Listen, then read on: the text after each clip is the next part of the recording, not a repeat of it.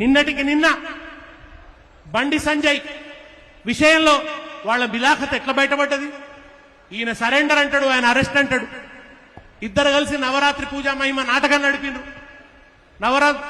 మనం పరిపాలనలో ఉన్నప్పుడు మిషన్ భగీరథ, ఇవాళ రేవంత్ రెడ్డి నడిపింది బచావో భగీరథ. బచావో భగీరథ డ్రామా నడిపారు ఇద్దరు కలిసి. బండి సంజయ్ ఇది చివరిగా ఈ విషయం చెప్పి నేను ముగిస్తా. బిలో ద బెల్ట్ దాడి చేయడం అంటాడు.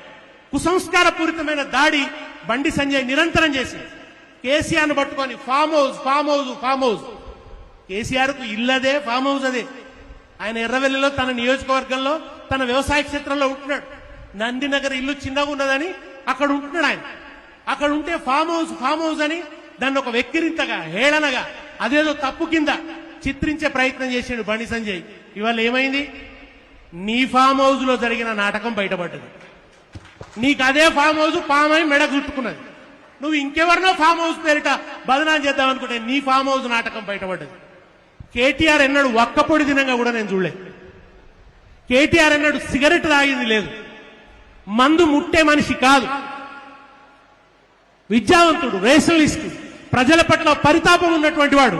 ఆయనను పట్టుకొని డ్రగ్స్ డ్రగ్స్ డ్రగ్స్ అని ఒక దుర్మార్గమైన ప్రచారం, ఓ బట్టగాల్చి మీదేసే ప్రచారం. ఇవాళ అసలు డ్రగ్స్ ఎవరిని బయటపడ్డది? డ్రగ్స్ ఎక్కడ బయటపడ్డాయి? ఇవాళ ఎవరి కేసులో డ్రగ్స్ ఇన్వాల్వ్ అయి ఉన్నాయి? చివరికి పుట్టుకల గురించి మాట్లాడినాడు. అంతకంటే అసహ్యమైన చర్చ ఇంకోటి ఉండదు. హైందవ సంస్కృతికి ప్రతినిధులు అని చెప్పుకునే వాళ్ళు స్త్రీలను అవమానిస్తూ మహిళల ఆత్మగౌరవాన్ని దెబ్బకొడుతూ పుట్టుకల గురించి మాట్లాడాడు. కానీ చివరికి ఏమైంది? తండ్రిగా నా పేరు చెప్పొద్దు అని ఆర్డర్ తెచ్చుకున్నాడు. పుట్టుకల గురించి మాట్లాడిన నువ్వు ఆ ఆర్డర్ తెచ్చుకోవాల్సిన గతి పట్టింది. కనుక రాజకీయపరమైన దాడి ఉండాలి, అంతే తప్ప ఈ కుసంస్కార పూరితమైనటువంటి దాడి కాదు. ఒక్క పాట